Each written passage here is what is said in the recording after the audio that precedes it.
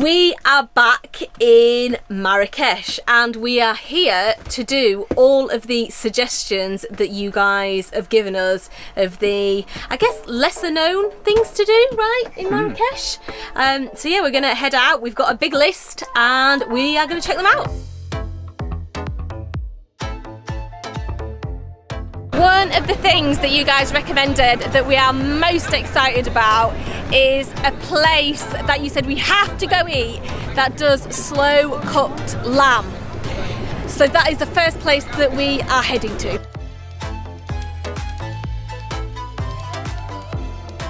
We're starting the day off with a fresh juice.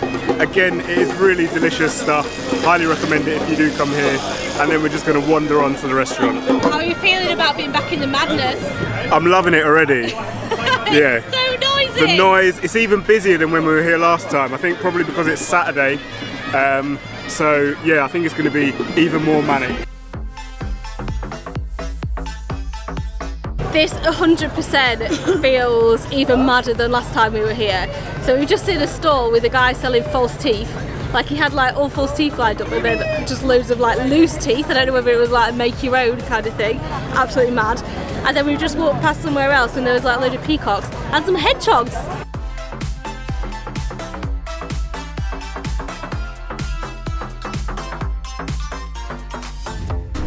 It's busy. Now, the reason that a lot of you told us to come here was because this guy on the menu was actually the chef to the King of Morocco. And apparently, according to Gordon Ramsey, he cooks what is the best lamb that he has ever tasted. So we are super excited to try this. We've just ordered half a kilogram of the stuff and we're waiting for it to come now.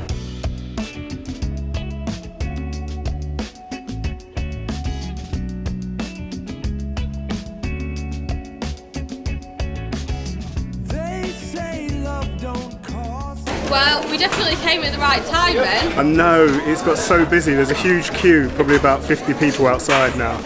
We just sailed in and just walked straight to a table. So yeah, we got really lucky. And that was amazing. It was definitely worth the hype. And the thing that makes this lamb so special is that it's cooked in an underground oven. And it's not actually cooked with any herbs or spices or even any seasoning. It gets served absolutely plain, just as it's come out of the oven. And then you get on the side a little bit of cumin salt, which you can add as you want as you go along. And it is just really tender. The outside is crispy and the flavour is just incredible. The lamb really just speaks for itself.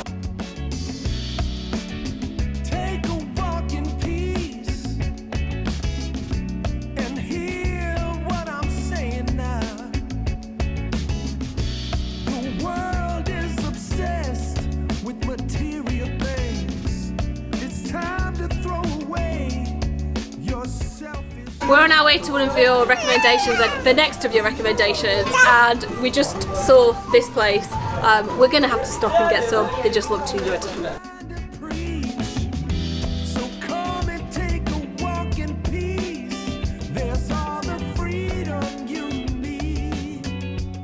This is Palace Bahia. I'm not sure exactly what there is to see. It's just a big palace inside the middle of the Medina that is on like 2 hectares, I think, that is supposed to be really beautiful. And I'm sure it's going to be great. However, the thing that I'm most excited about is this appears like it's a traffic-free zone. Like, we've just got nearly run over it about 15 times, so I'm looking forward to having a little rest from that. Built in the 1860s, Bahia Palace has got a history that's as fascinating as the place is beautiful. The building was started by a guy called Sai Musa, who many sources claim was a former slave that had worked his way up to be Grand Vizier, essentially the highest position of power and influence behind the Sultan or King of Morocco, and probably roughly equivalent to a Prime Minister. I mean, this place is fancy, no? Like, yes. It's just... I thought like the first bit that we went in was it, like, because that was quite big, but it just keeps going on and on and on and on. Like, every room keeps getting grander and more intricate with all the tiles and stuff. Like, it's absolutely amazing. I'd actually like to see it from above, you know, like an aerial shot to like see like how all the different bits connect together and like actually how big it is. But the fact that this is like right here in the middle of the Medina just feels a bit mad. Interestingly, Sarah's observations about the unconventional layout and the palace becoming more and more fancy as you walk through it were very insightful, because it was added to after Sai Musa's death by his son, Bar Ahmed, who set out to make the palace even grander than his father had envisaged by creating new and more spectacular sections.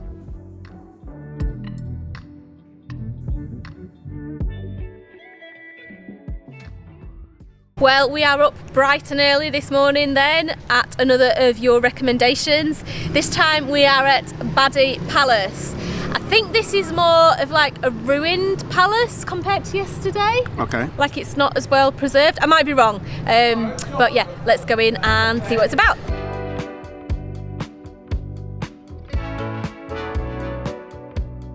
This place was actually a royal palace, but the reason it's in ruins is because when the next ruler took over from the one that built this, he wanted a different palace, and so they took a lot of the materials from here to a different one, so that they could make that his palace. So yeah, that's why it's ended up like this, but it's still in pretty good nick, like all the walls and everything. You can quite clearly see how grand it was, all the tiles, and yeah, just the layout with the pools, and yeah, it's pretty magnificent.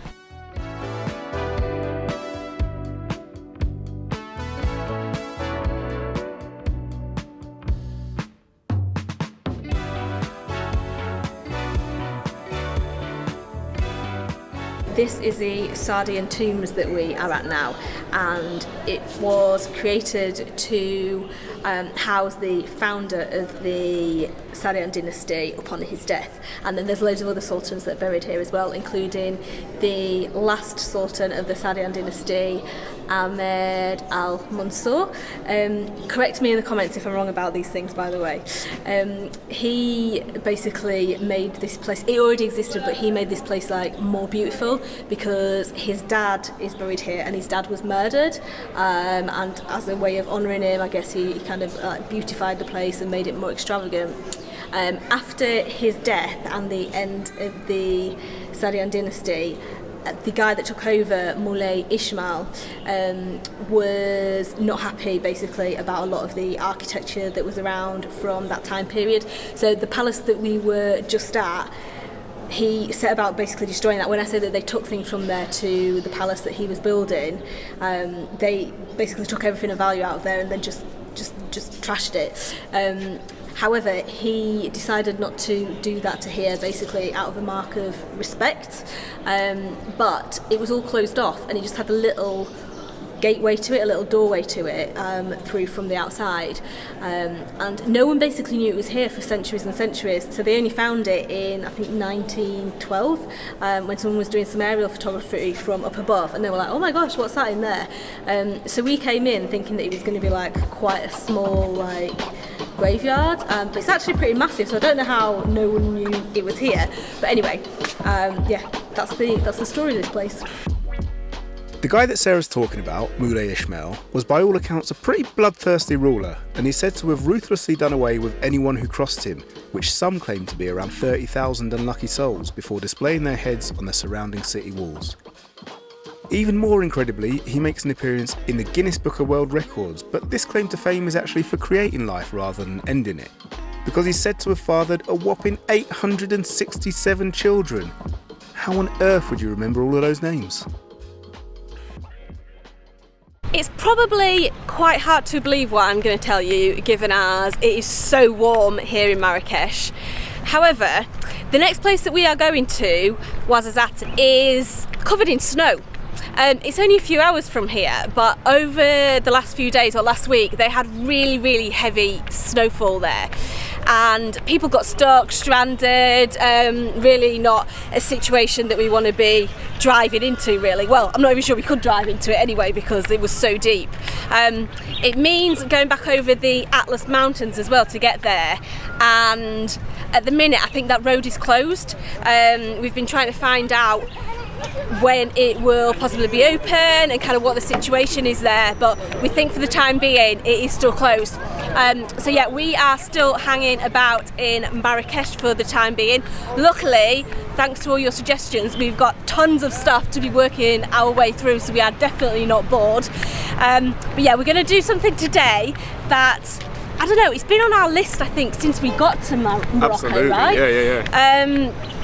And yeah, we're really excited about it. But first of all, we're going to go get some lunch. For lunch, we have opted for a spleen sandwich. It's the same one that we had on the tour, and we decided to come here because we were passing it anyway, and it was absolutely delicious, so we wanted to get a full one because we only had a half one on the tour. Yeah, and Adi loved it. She ate most of mine. She did. So we came back so that we could try again.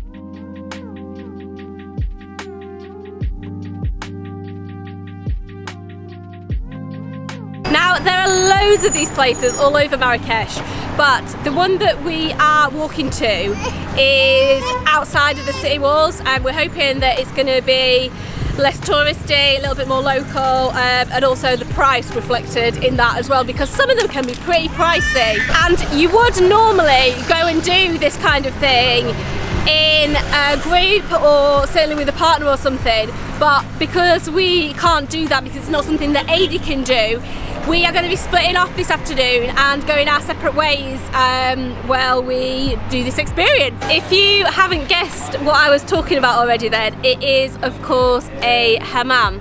So this is a traditional bathing experience here in Morocco, where you basically go and have an exfoliation and go in a steam room, and there's kind of like different parts to it. Never done one before, so I don't know exactly what the deal is. I'm hoping in here there is going to be someone that can do the exfoliation for me, because like I say, I'm going to go in on my own, and then Jay's going to go in on his own later. So obviously we can't do the exfoliation for each other, which is what I understand is the more common thing to do. Obviously while that is happening, I'm going to be naked in there, and there's going to be other naked people in there. So I don't think I'm going to be able to film very much. I will try and get a few photographs of things and film something that's maybe appropriate. But other than that, I will see you when I get out and tell you what it's like. Now, whilst Sarah was scrubbing herself in the hammam, me and Adi attempted and failed to visit another attraction that was suggested by many of you, Jardin Majorelle. Unfortunately, we didn't realise that they've recently introduced online-only ticket sales, and they had actually sold out for the day we were there, so maybe next time. So how was it? Absolutely mad. Right. Like, I actually feel like I'm in a little bit of shock. Like, I feel really clean. In some level, almost violated. Okay. Like, it's just the maddest experience if you've never done it before and don't know what is happening and what's going on, kind of thing. Okay. I don't want to tell you too much more because I want you to experience it for yourself. Right. But yeah, you have to go in there and do that.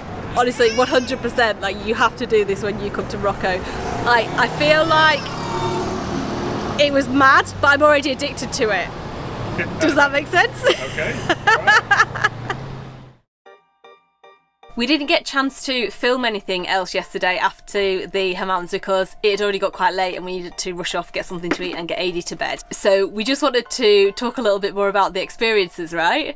Absolutely, yeah. Because it sounds like we had quite different ones, really. So I just wanted to explain a little bit more about my experience, because at the time, like I said, I didn't want to give too much away to Jay. Basically, for anyone that's not had a hammam before, you can choose for someone else to do it for you, basically. So that's what I did. I went in and this lady took care of me and just did everything that happens in a hammam. So the first part is I went into a room with two other Italian tourists who were also having the same treatment. I had a soap put on me that stayed on for 5 minutes or so. That was washed off. Went into the steam room, stayed in there for another 5-10 minutes. Came back out. That's when the exfoliation started. There was a bench seating all around the room. So we were laid on that on our fronts and on our back, and just basically having all the dead skin scrubbed off us with a mitt and with a soap. Then we were getting rinsed with a handheld bucket, having like water thrown over us every so often, and then scrubbed a bit more and rinsed and scrubbed a bit more. It was really quite intense, and there was water flying everywhere. She kept saying to me like, stand up, sit down, stand up, sit down, turn over, turn back. It was really quite disorientating. But on top of that, it was so loud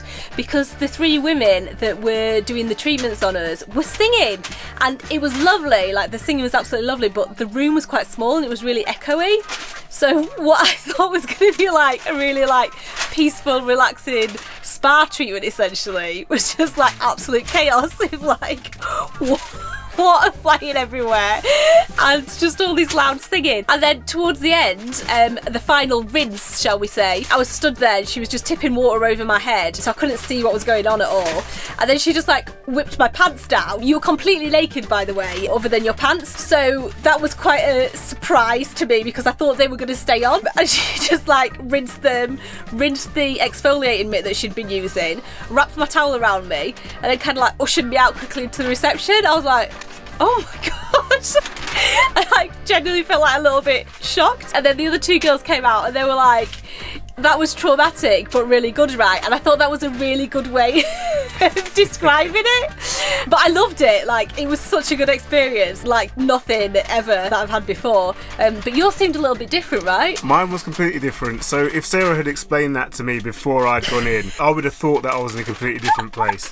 Because Sarah sounded quite luxurious. It was a brand new room that you were in, right? Yeah, it was all like newly tiled, seating all around, lovely sinks, shell like decor and stuff like this. Mine was not. It was perfectly fine, but I was sat on the floor. The guy put a piece of lino down and then he poured boiling water over it to clean it, and that's pretty much where I sat for the entire thing. And he again was kind of moving me up and down and turning me over, and it was the same process, so a scrub and all of that, but the surroundings were nowhere near as luxurious as what Sarah explained.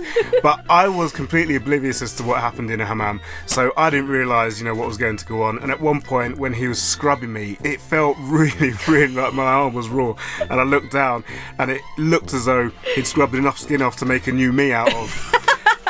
It was painful at stages. He also did a bit of a massage where he kind of twisted my arms behind my back and my leg into funny positions. But at the end of it, I came out feeling like a new person, like I've been born again from myself.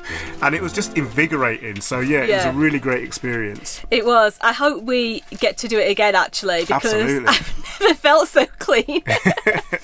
So yeah, hopefully we get another chance to do it somewhere else before we leave Morocco. Definitely. Now, I've got two questions to ask. First of all, if you are Moroccan or live in a country where hammams are quite normal, then how often do you go to a hammam? Because I'm thinking, is it a daily thing, a weekly thing, once a month, or is it just an occasional treat? And the other question that I've got is, for anyone who has never been to a hammam, based on our description, would you go? Would you try it? Well, that's it, folks. We hope you enjoyed it. If you did, then don't forget to hit that thumbs up button. And if you're new around here and want to see what else we get up to in Morocco, then make sure you subscribe and hit that little bell button too, so you get notified every time we post a new video. We'd like to say a massive thank you to all of you who made a suggestion on what we should do in Marrakesh, and apologies if we didn't manage to get round to doing yours. Next week, we're heading to Morocco's answer to Hollywood. Catch you then.